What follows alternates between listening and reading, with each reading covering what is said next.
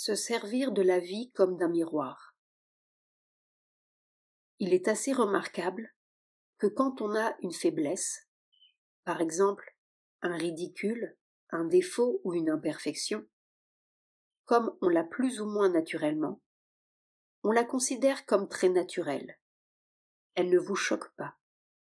Mais dès que cette même faiblesse, cette même imperfection, ce même ridicule est chez un autre, cela vous paraît tout à fait choquant et vous dites « Comment ? Il est comme ça ?» Mais on ne s'aperçoit pas que soi-même on est comme ça.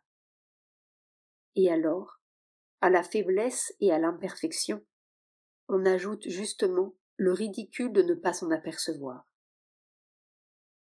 Il y a une leçon à en tirer. Quand quelque chose chez un autre vous paraît tout à fait inacceptable ou ridicule. Comment ? Il est comme ça. Il se conduit comme ça. Il dit des choses comme ça. Il fait ça. Il faut se dire, tiens, mais peut-être que je fais la même chose sans m'en apercevoir. Je ferais bien de regarder au-dedans de moi, d'abord, avant de critiquer l'autre, pour être bien sûr que je ne fais pas, avec une légère nuance différente, exactement la même chose. Et si on a le bon sens et l'intelligence de faire cela chaque fois que l'on est choqué par la conduite d'un autre, on s'apercevra que dans la vie, le rapport avec les autres est comme un miroir qui nous est présenté pour que l'on voie plus facilement et d'une façon plus clairvoyante les faiblesses que l'on porte en soi. D'une façon générale et presque absolue, ce qui vous choque chez les autres, c'est justement quelque chose que vous portez en vous-même, plus ou moins voilé, plus ou moins caché, peut-être sous une apparence un petit peu différente, qui vous permet de vous illusionner vous-même. Et ce qui chez vous ne vous paraît pas très choquant, dès que vous le voyez chez les autres, cela devient monstrueux. Faites-en l'expérience. Cela vous aidera beaucoup à vous changer vous-même. Et en même temps, cela apportera dans vos relations avec les autres une tolérance souriante, la bonne volonté qui vient de la compréhension, et cela mettra fin très souvent à de bien inutiles querelles. On peut vivre sans se disputer. Cela paraît drôle à dire parce que, telles que sont les choses, il semblerait au contraire que la vie est faite pour la dispute, en ce sens que la principale préoccupation des gens qui sont ensemble, c'est de se quereller, ouvertement ou secrètement.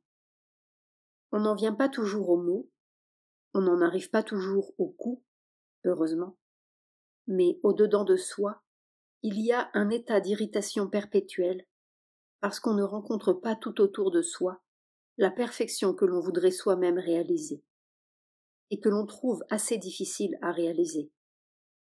Mais on trouve tout à fait naturel que les autres la réalisent. Comment se fait-il qu'il soit comme ça ? On oublie les difficultés que l'on trouve en soi-même pour ne pas être comme ça. Essayez, vous verrez. Regardez tout avec un sourire bienveillant. Prenez comme une leçon pour vous-même les choses qui vous irritent. Et vous vivrez beaucoup plus paisiblement et aussi plus efficacement, car certainement, un grand pourcentage d'énergie est gaspillé dans l'irritation que l'on éprouve à ne pas trouver chez les autres la perfection que l'on voudrait réaliser soi-même. On s'arrête à la perfection que les autres devraient réaliser et la fin que l'on devrait soi-même poursuivre. On n'en est pas souvent conscient. Si vous en êtes conscient, eh bien, commencez par faire le travail qui vous est donné à vous, c'est-à-dire réaliser ce que vous avez à faire sans vous occuper de ce que les autres font, parce que, au fond, cela ne vous regarde pas. Et la meilleure façon de prendre la vraie attitude, c'est simplement de se dire « Tous ceux qui m'entourent, toutes les circonstances de ma vie, tous les gens qui sont près de moi, sont le miroir que la conscience divine me présente pour me montrer les progrès que je dois faire. Tout ce qui me choque chez les autres, c'est du travail qu'il faut que je fasse en moi. Et peut-être que si l'on portait en soi une vraie perfection, on la découvrirait plus souvent chez les autres.